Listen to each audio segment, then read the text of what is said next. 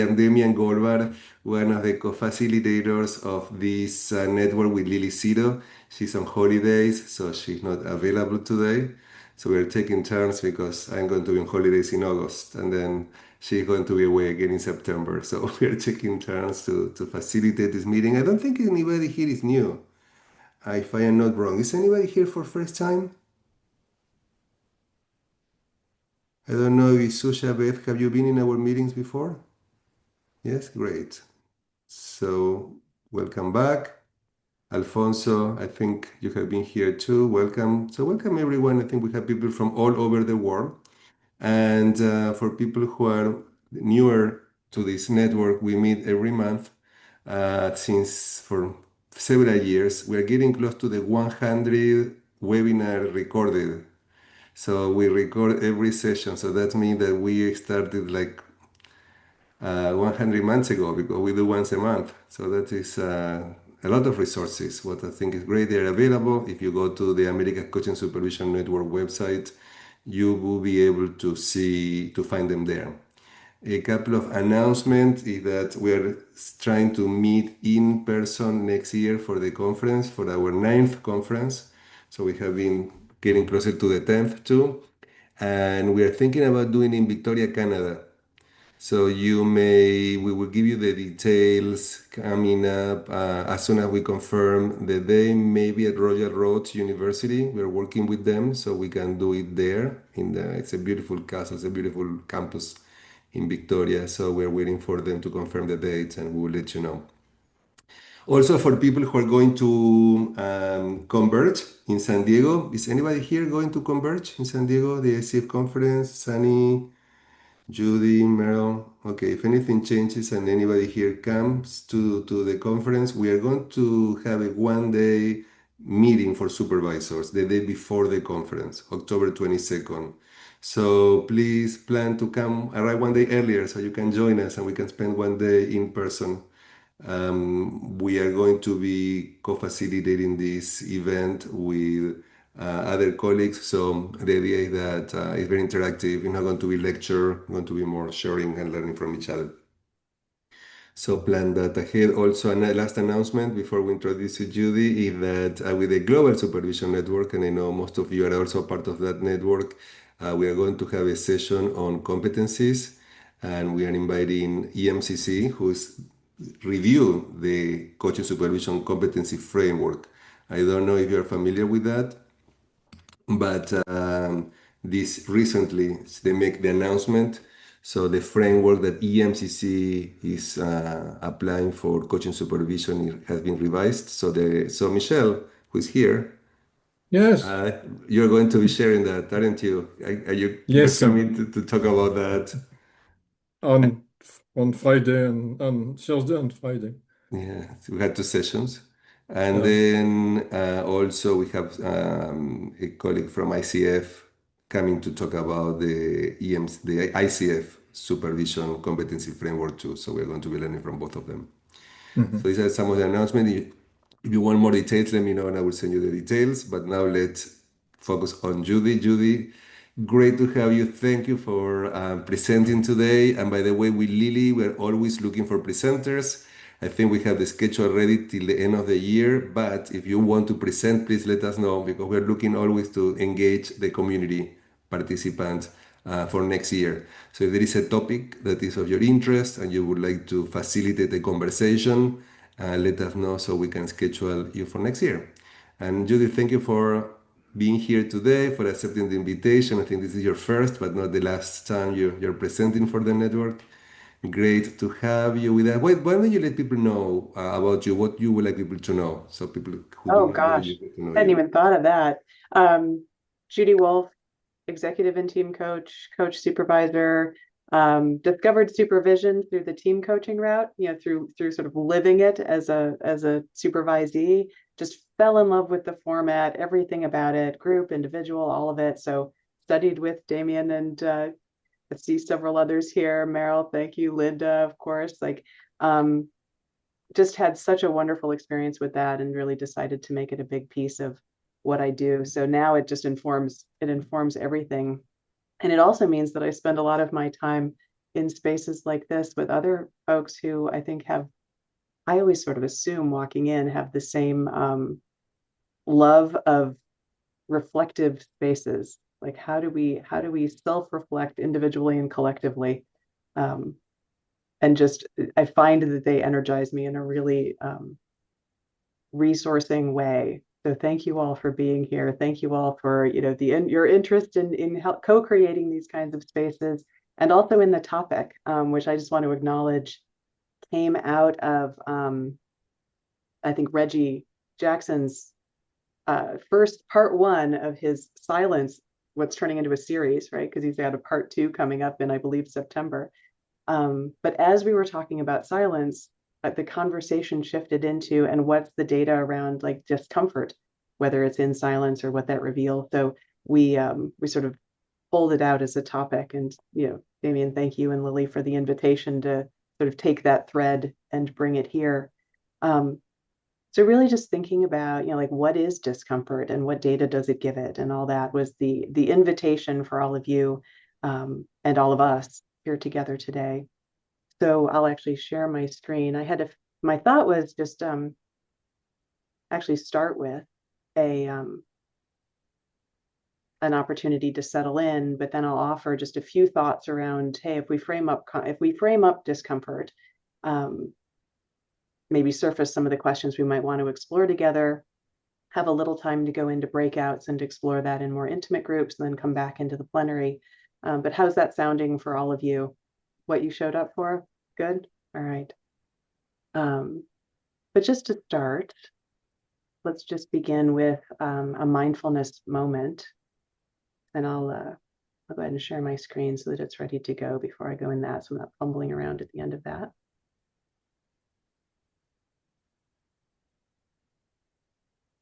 Bring you all back so that I can see you again. So just inviting you to do an embodied check-in. I'll lead us, but of course it's always just an invitation throughout. Please feel free to adapt anything that I offer to suit your own needs, your own being. Especially with a topic like discomfort, it is really important to acknowledge that we all have different levels of tolerance and activation for all different types of experiences. So you know yourself best. So anything I offer is merely an invitation, and you are always at choice. Please take good care of yourself. So as we begin, I invite you to take a moment to arrive fully in this space, noticing your posture, the position of your body, your breath, if that feels accessible to you. Feel free to be on or off video, softening your gaze or closing your eyes, whatever feels right for you. And without judgment, simply observing if there's any subtle sensation of discomfort present in your body right now. It might be physical tension, restlessness, or even just a subtle unease. Just observing. Just acknowledging its presence if it's there.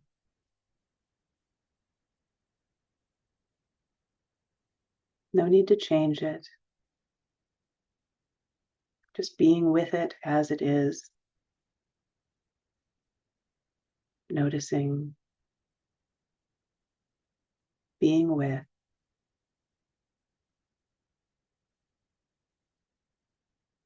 Allowing it to be as it is.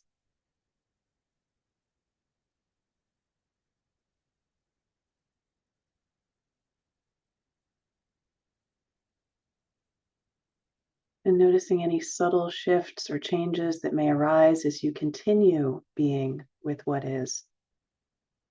Nothing forced, just noticing.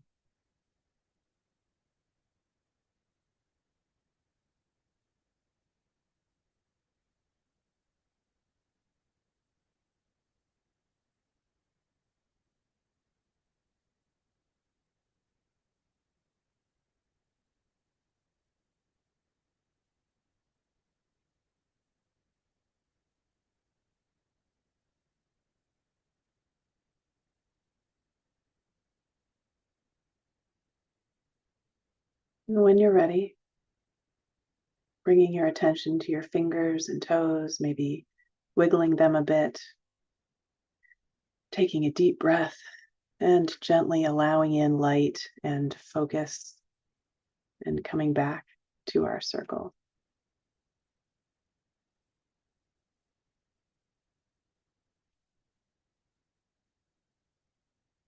So welcome, knowing that our topic today is discomfort and that you are all deeply reflective people. I just would love to pause here and just see if any thoughts or observations or curiosity emerge simply from that experience.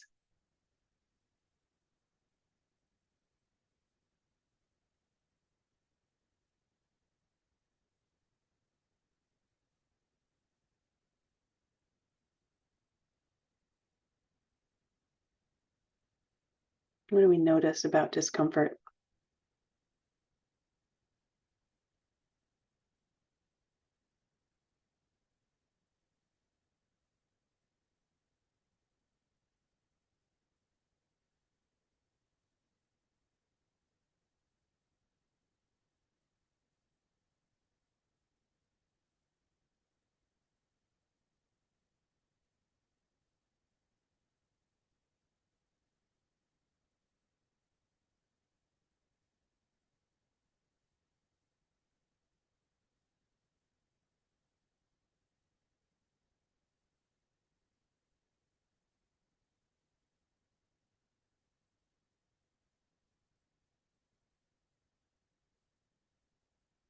I'm loving how this is tying back in with Reggie's silence topic.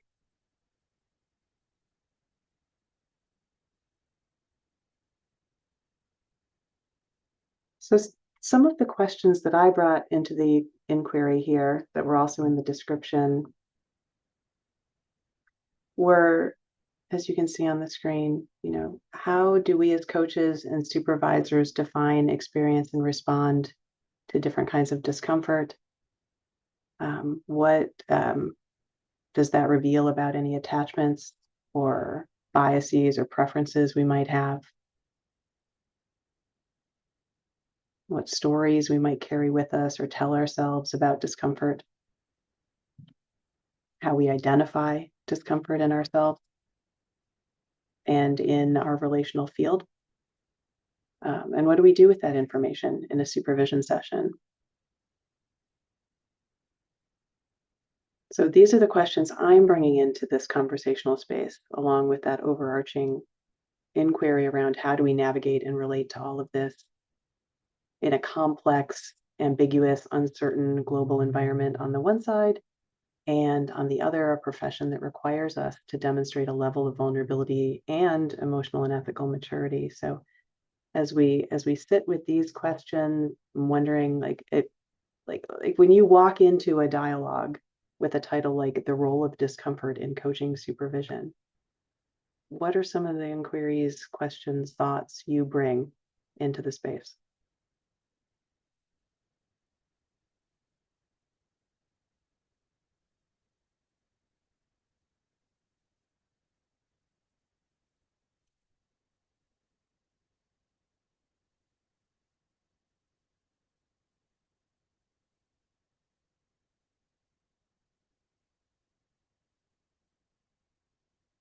So I have a question that I'm thinking is like, what is not discomfort in supervision? I mean, so from my perspective, that is the opportunity. I mean, to be supervised, I'm uncomfortable. To supervise, I'm uncomfortable because, I come from a very linear place. I'm a sociologist, and you're like analyzing things all the time. So like to step into the unknown space deliberately, that's discomfort. That said, disrupting what was the discomfort. So I love these questions. I mean, I'm just in love with the questions that you posed. They're great. And this may be your sequence of workshops and webinars with these questions. But from my perspective is that what if we're initiators of disruption and not worrying about so much the external, but that we own that this disruption is our responsibility in some ways to jar out of the narrative in a gentle way. I mean, not explosive, not challenging so much, but that's the question I have. Is it not our responsibility to foster a disruptive space? And can disruption and safety be in the same space at the same time? Yeah, thanks. Wow, beautiful. Thank you for bringing those in. Love to hear other people's responses.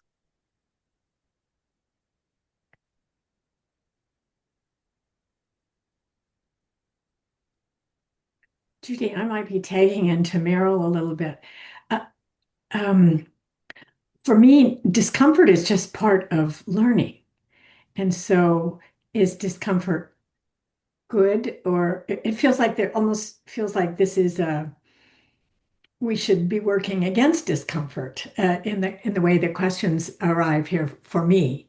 And for me, creating a safe level of discomfort where people can explore what's going on, including me, explore what's going on for me is one of the things that I think is the beauty of supervision is that when we slow down and to use your silence and really spend that time with ourselves, where are we uncomfortable? Where is the discomfort? And where are we comfortable? Because if that's where I want to go to be comfortable, I feel like I'm sort of hiding. I want to go over here where it doesn't feel so risky. You just made me wonder, Linda, and how do we tell the difference? How do you know when you're comfortable and when you're uncomfortable? Well, for instance, sometimes I feel bored. Of course, I have analyzed this with my supervisor, and we discovered that very often when I feel bored, the other person is pre-depressive or in a depression. So discomfort is an information, in fact. And I have recognized a number of not comfortable feelings, which now I know are giving indication about what is going on.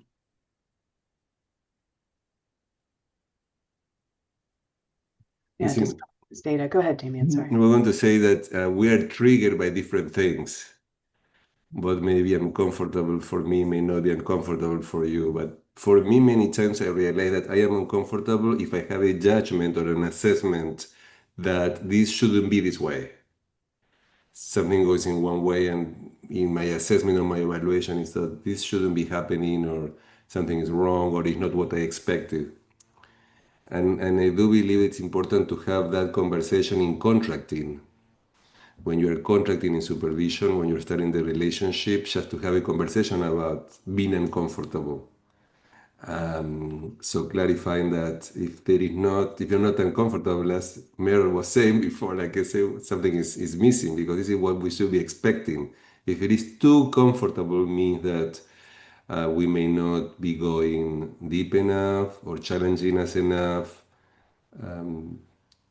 It's also how we define what being uncomfortable means also, because it's not what triggers us, but what does it mean for everyone. Probably is different too. So I would like to sort of piggyback on that, Damian, because I think, unfortunately, I don't know that there's been a lot of research done about this, but everybody probably has a baseline of comfortability. Everyone is different, as you said. Their baseline will probably be different. And this is also has to do with awareness, which is what Meryl was talking about. And as a supervisor and a coach, our level of awareness of what our, not necessarily data-wise, but what our baseline is, and when that changes, it can happen. And as Michelle talked about, you can be uncomfortable and comfortable almost at the same time, or you can switch back and forth very quickly and very easily, depending on how you are triggered, as you described it, or what happens around you, what you perceive. And I think that if you were, hooked up to a machine that was measuring your comfort level or your just your blood pressure or anything else, would show those changes very, very quickly. But the more we can be aware of it, the more we can modulate or at least shift or change our comfort levels or contribute to that. The way self-awareness is part of the competency framework. I mean, both competency framework. It's competence number 5 in the MCC framework, supervision framework, and it is somewhere in the ICF framework. I don't remember exactly where because I'm not that familiar with the ICF framework, but self-awareness is in the supervision frameworks.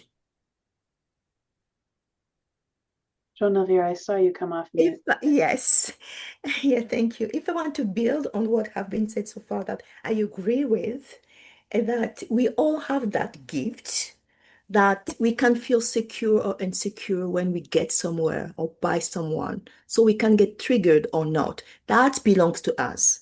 And the fact that we can feel discomfort or not tells more about ourselves than the person who is in front of us. Because if it is triggering something in us, it means that maybe it reminds us something or something like that. So for me, first of all, supervisor has to get to know themselves a bit, if not enough, to be open to that. And I think that you are the one who said that, Judy. It's about always knowing that that can happen in the space and be ready for it. And if necessary, voice it and say, oh, I'm feeling a little bit like that now. What about you? Only saying that is already lowering the level of discomfort because we are sharing it. Beautiful. I'm hearing so many lines of inquiry, and I'm aware of time. I'm wanting to check in with you all. I have a slide where I just sort of did a little bit of thinking of like, hey, here's 3 different ways of thinking about discomfort. I'd love to offer that and then give everybody some time in breakouts. I know there are people who haven't, in this large of a group, I'm like, I want to stay here and hear what everybody has to say, and I want to give everyone a chance to dive in. Is that okay with you all if I sort of move ahead? I'm seeing the nodding. All right. So thinking about like what is discomfort, and please feel free, I'd love to hear your thoughts in chat. Like if we were even going to define what is discomfort, what would you say? I'll give you a minute for that. Feel free to put that in chat, and then I'll start sharing some of what I pulled together, just a few thoughts.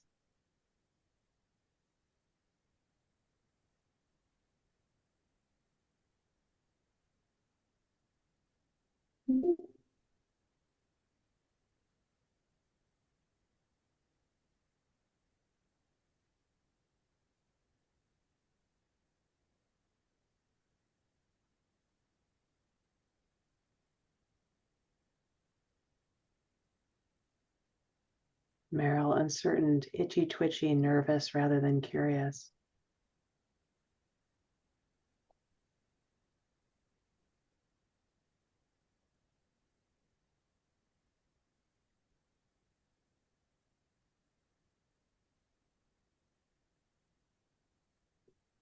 Itchy, twitchy feels really visceral to me as I'm, yeah.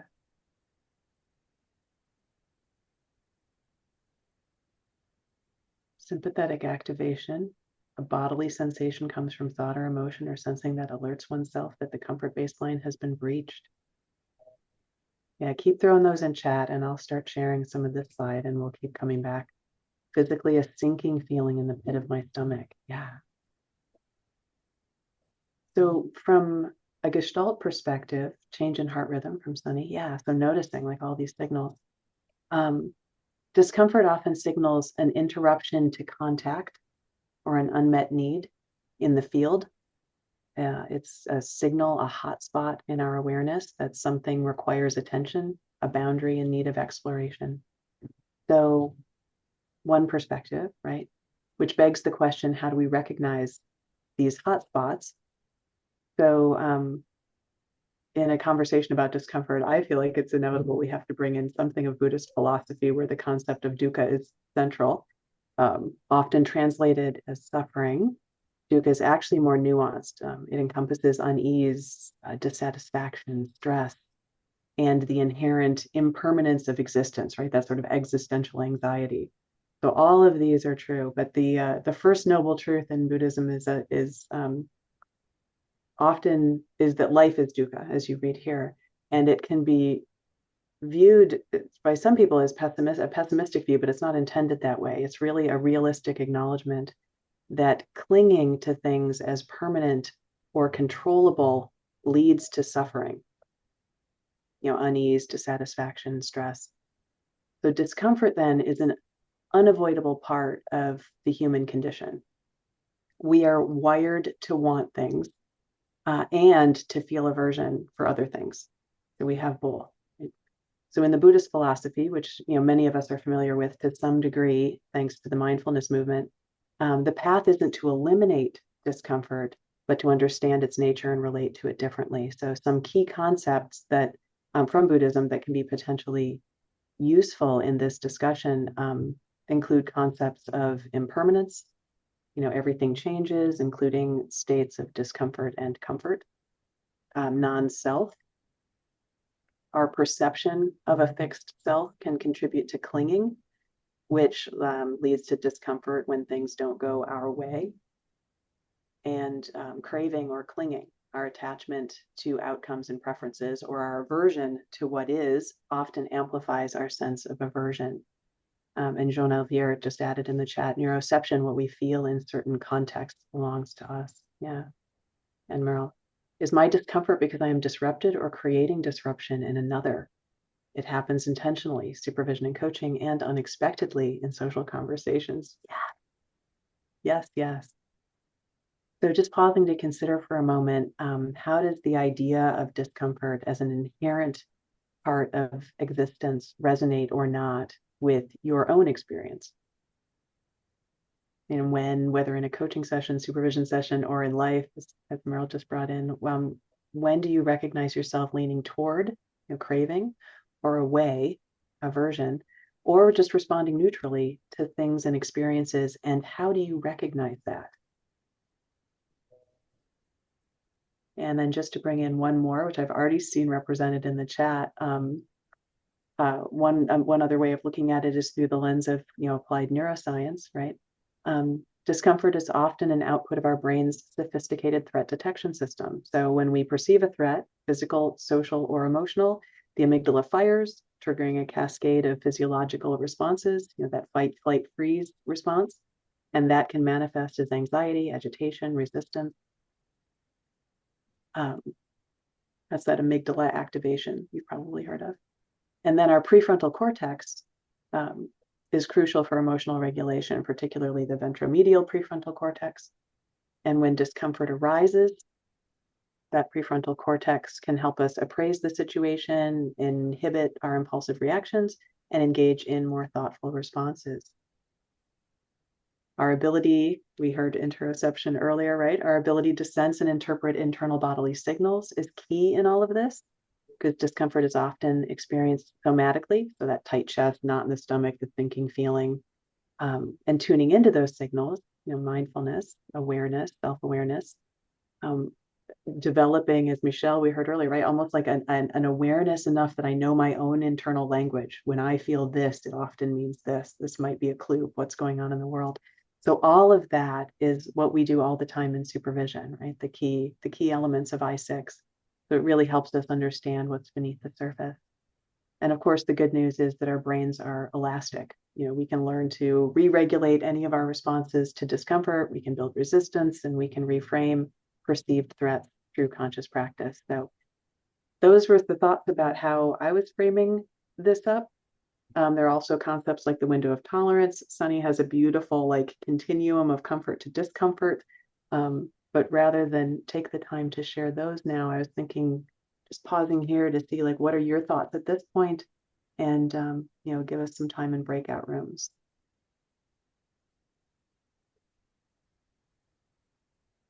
So what are your thoughts at this point?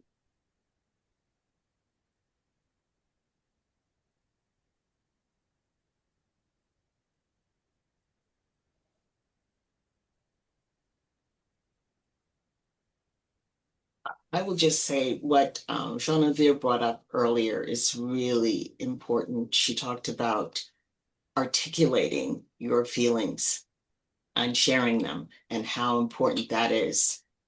It also is important in helping yourself as well as other people's response to your discomfort. Meryl said that you could be causing discomfort to someone else, which is possible. But if we don't talk about it, we don't articulate and share, there's such a limitation to what you can do with it. Yeah. Linda, I saw you come off mute. I'm good. Oh, that was that was unintentional.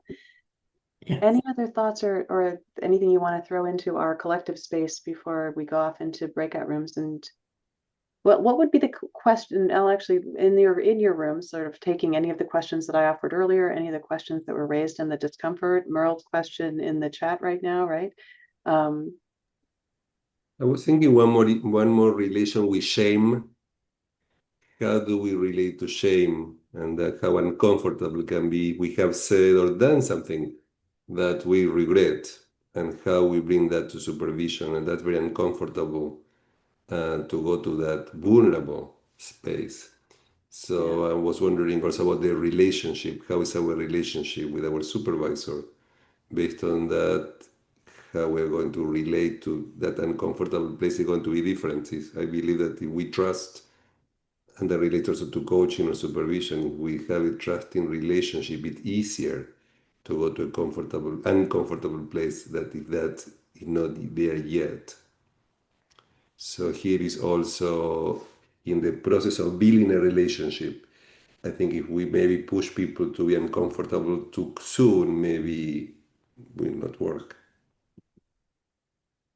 Damian, you brought in, thank you for that, the shame piece. It's Sunny, your work around, and I know you just had the article published in Choice Magazine, but the work around what's the comfort continuum around difference and how we deal with that. Damian, you just brought that in as well. I think this begs another question from what Damian just said, is supervision of supervision. So I have had discomfort in supervision and had to take that discomfort to my supervisor, who was very, very helpful in helping me work through that and how to approach it. And that's why supervision is so important. I mean, because we function in such silos around this many times, whether it's a one-on-one or group situation when you're a supervisor. Yeah, thank you. Leanne, see your hand raised. Yeah, I was thinking about we have a cup. Like I kind of see myself as having a cup, and then there's that holds the discomfort. And then if the level of discomfort is higher than my cup, my ability to hold it, then I go into overwhelm. And so for me, it's like, how big is my cup? More than focusing on the discomfort, I'm always focusing on how big is my cup. Because if I go into overwhelm, then I'm not very useful for anybody because I'm too busy I'm flooded in my own system. Oh, love that image. Thank you. I want to make sure you all have time to go into smaller groups and discuss this, even if it's just for 15 minutes, so that we can then, maybe come back together for the final 10 minutes, sort of share back. But I mean, I don't know if it's I am ready to go. Do you wanna? It's okay. 3 people for room, perfect. That sounds great, especially with 15 minutes. and you want 15 minutes. Okay, so let's be back in 15 minutes. Have fun. Wonderful. Thank you, Do- everyone. I don't know, Judy, if you wanna go to one of the rooms.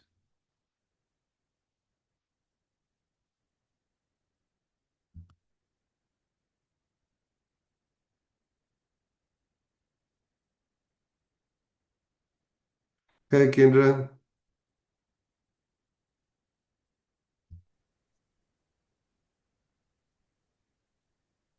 Hello, everyone. Welcome Yeah, back. yeah, yeah. I hope all the rooms had as rich a discussion as the one I was in. wonderful, mind-blowing, hooray, rich conversation, and would love to hear just in our last few minutes here together. And Damian, I just want to check in with you. Do you need a few minutes at the end to speak to sort of future anything or? 1 minute. Okay. So let's just take a few minutes to unpack. Anyone from any of the rooms, anything you'd like to share back with the larger group?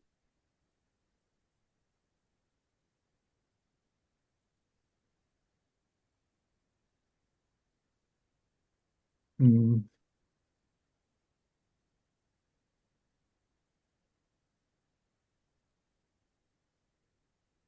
We were just ending up talking about putting words to thoughts and having them witnessed.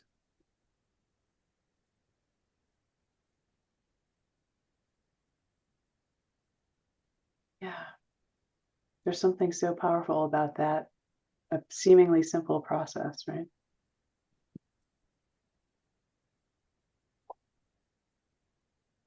How does that play in with discomfort?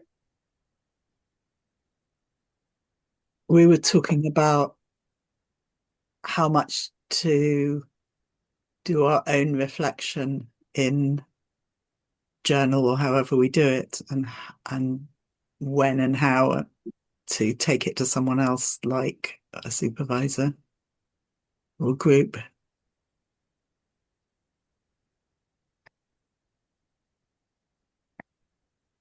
Thank you.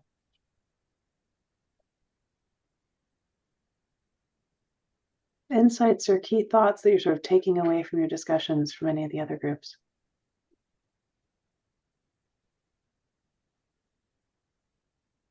Inquiries that you're moving forward with from here? What will you be pondering after this conversation?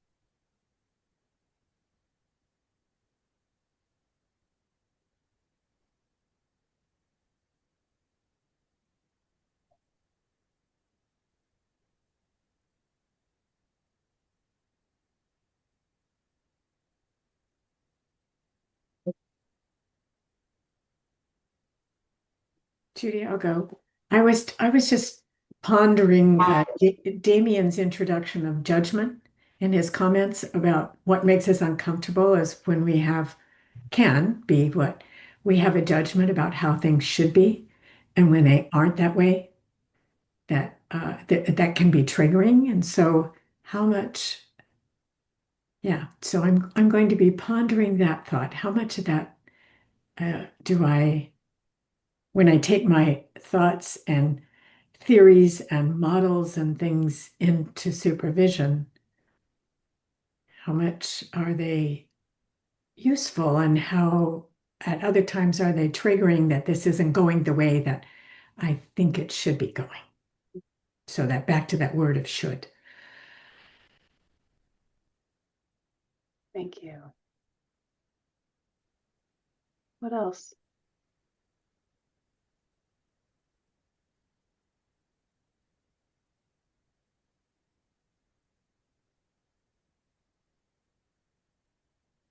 So I will just simply say that my mind is blown, so that's why I can't respond. And I have more questions than I have answers, but it was a really good, it's thought-provoking because, that from my perspective, there's this narrative that runs about what you're supposed to do, and that's everything from a framework to like a model, which framework do I feel will be viable with this particular supervisee? And is that stimulated by the discomfort that I feel? Am I really a choice there, or am I reacting? So that's an interesting query for myself. And then the other here's like, what's a narrative that I'm running in the background I'm unaware of? And therefore, I'm being formulaic. Am I being formulaic in what I'm doing? I have a tendency to be humorous with people and light, and maybe that's not always the best thing to do. Am I just determining because of my own preference some way of being in that moment? And is that truly my way of being, or am I manipulating this? I'm like hopelessly lost, but that's okay. I'm in discomfort. I think that's what Judy was trying to trigger, and she worked. You succeeded, dear.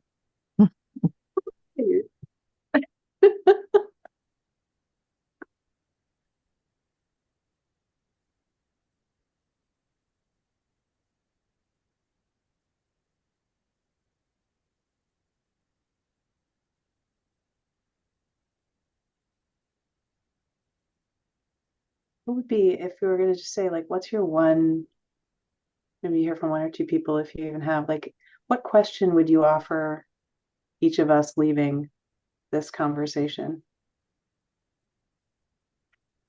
Thank you, Morel.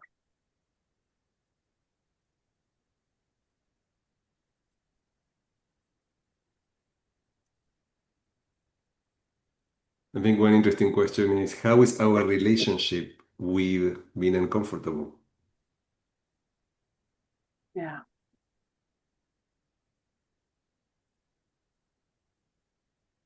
Let's all walk away with that. I'll offer that. And I'm sure we all have our own from our breakout room discussions, but what is our relationship with being uncomfortable?